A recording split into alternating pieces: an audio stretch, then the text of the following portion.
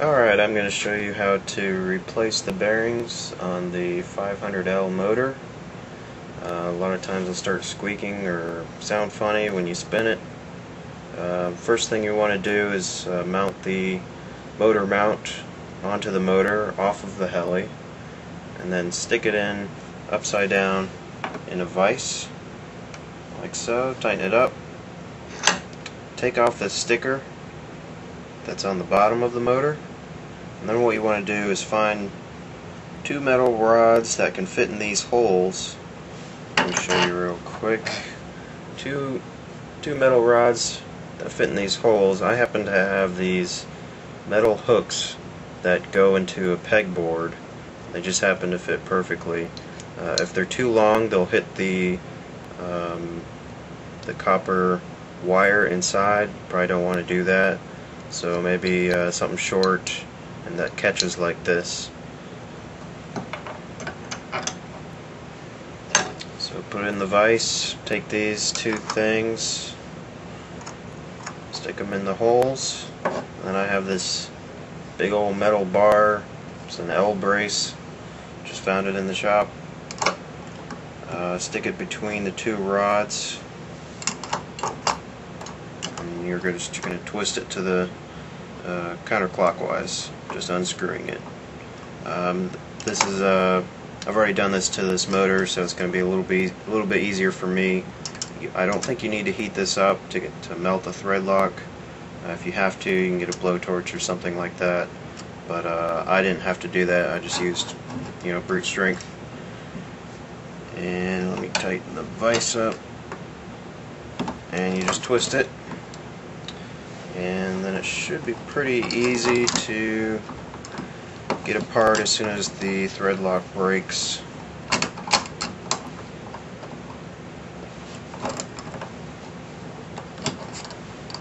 We probably can do it by hand now. Yep. Alright, let's take it out of the vise. Okay, now I'm hand untwisting the casing. As I do it, I'm pulling apart. Otherwise, you'll just be spinning it like this. You can't tell really. Just keep on pulling, and now it's off. Now I'm lucky here because this bearing is stuck right down here. It sits on this shaft right here, and the first time I took this motor apart, it was stuck right here, really tight. I'll have to show you how to get that off. For now, if you get your bearing stuck in here, just flip it over. You can take your main shaft and just hammer it out. Now I've got that top bearing out.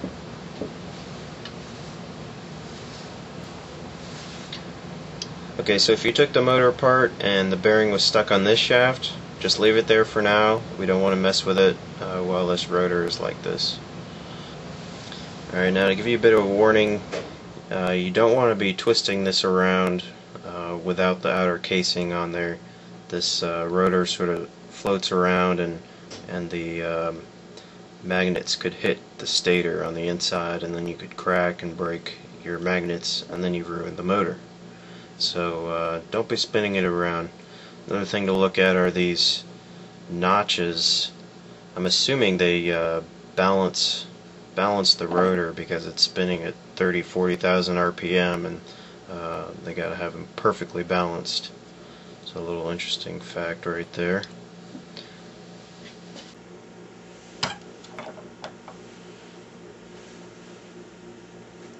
Okay, so I've got the motor mounted in the vise. You can see it's nice and loose. I'm not squeezing on the threads. It's just hanging there. And I'm going to take this awl and I'm going to put it right inside the shaft, and then I'm going to hammer it to get it out of that bearing. Just a few taps for me, but for you, you may have to wail on it because I think these lock tight. Okay, that was it for me. It's loose, so now all I need to do is slowly pull this apart. It's being held by the magnets. Alright, and there it goes. Now we've got two motor parts.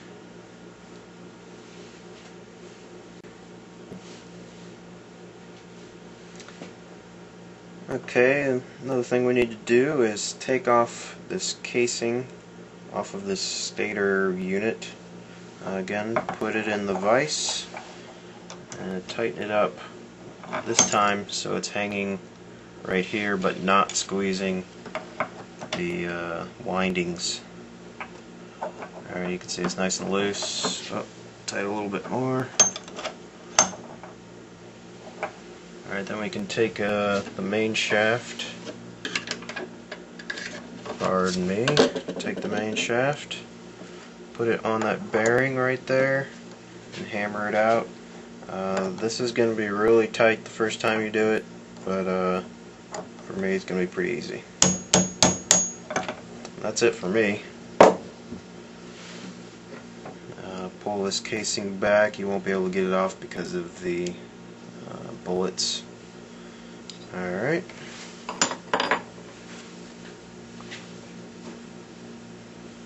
Okay, now that we have this rotor off, if your bearing is stuck right down here, you need to get it off at this point.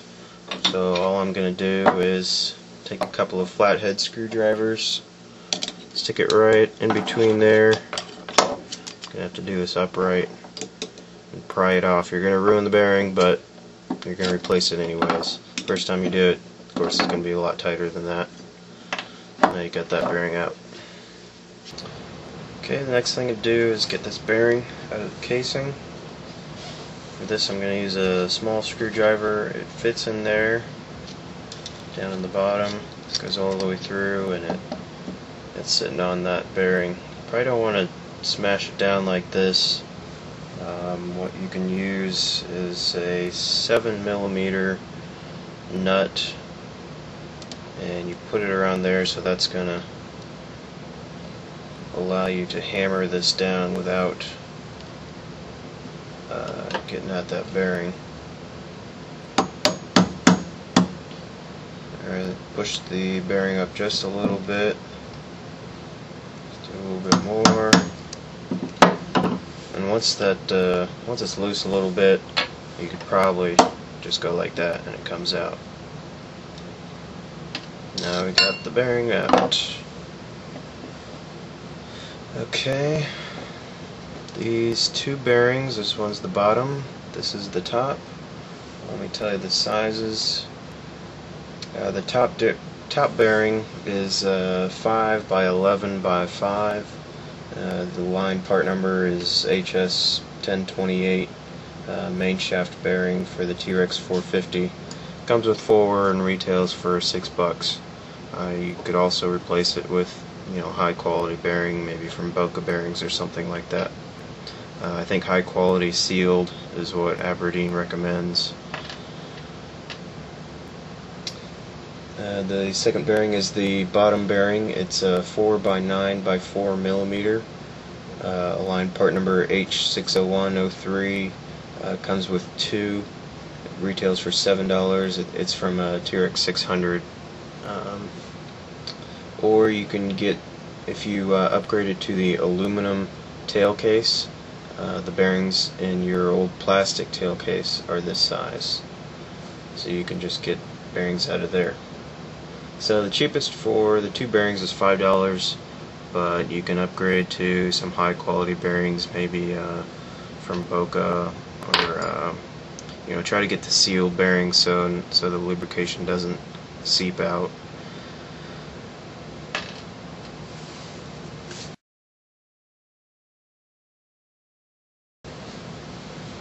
Alright, the first thing we need to do to put the motor back together is to put this bearing in. First, you might want to clean this out with alcohol. Also clean this area out with alcohol. You may want to put some green Loctite or something else to keep this motor from spinning around. You just want to put the new bearing right on the edge, try to get it lined up right. Then what you can do is take a feathering shaft, stick it in under here like that, so then you have something to pound against. Put this down here so I don't go into the wood. I'm going to use a 7mm nut, and what this is going to do is push on the outer edge of this bearing instead of on the whole bearing itself. It's kind of tricky to get it to go straight on. Okay, and it's on almost all the way. Just need to go a little bit more. I'm just going to use a mallet to finish it all the way. And there we go. It's all on. Alright. Next we need to put this cover back on. Again, clean this off with alcohol. Get it through the heat shrink. And get that lined up. The best way to do this, if you have a large vise, is to line it up and then squeeze the vise tighter and tighter using something so you're not pressing on those coils. But the best way to do it is to use this like a large vise to squeeze everything together.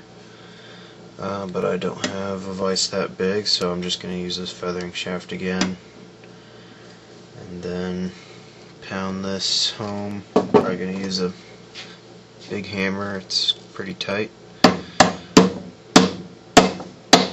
Just keep on checking, make sure you're lined up so it's not tilted to one side. Alright, that looks pretty good. Okay, next thing we can do is put this bearing on the rotor. It's a little bit tight. Again, you may want to clean this all off with alcohol and maybe put some Loctite on the inner race here. If it's really tight putting this bearing on, just try to get it a little bit, and then what you can do is take the inner race of a thrust bearing from the head, put that on there, and what that's going to do is push on the inner race of this bearing. Instead of trying to pull this bearing down from the outside race, it's going to push on the inside. So we can push on that a little bit more, and then we can take that, where'd it go? That 7mm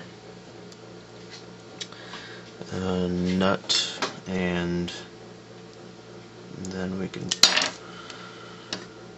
take the nut, put it on top, and then hammer it down, and that's going to allow us to get the bearing all the way to the bottom. Pull these off. Alright, spins nice and free. Okay, then we take this and slide it right in here. Careful, it's going to snap on you because of the magnets. Okay, make sure it goes into. First, you may want to clean itself with alcohol, and I think they did put some Loctite on there, so you may want to do that. And make sure it goes into the inner race of the bearing. There it goes. Alright. Then take your casing, slide it over, and then you're going to get this top bearing to go into the case, and squeeze it together, and then you'll just start tightening. Probably got to have some pressure.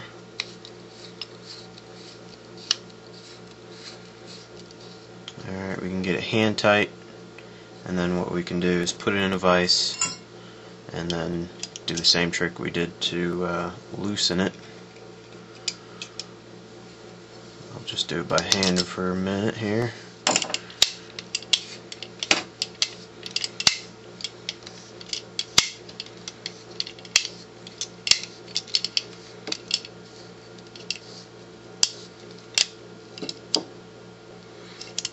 And it's best to do this in a vise so you can get the most grip on it.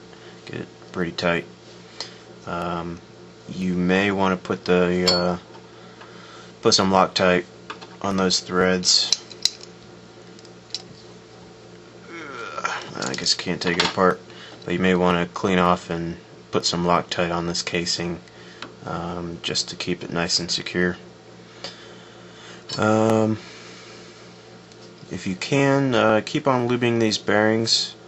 They may last a little bit longer if you lube them with some high-speed oil. I use a Trinity Royal oil. Comes in a small tube with a needle, and put a few drops every 5 to 10 flights. And that's pretty much it. Should be nice and smooth. No clicking, no strange noises. And you're ready to go. Thanks for watching. Real quick, something I forgot to mention. Go ahead and clean out this inside with alcohol and put some Loctite or something epoxy around this outside edge of the bearing. Do that before you slide this on and screw it in. That's it.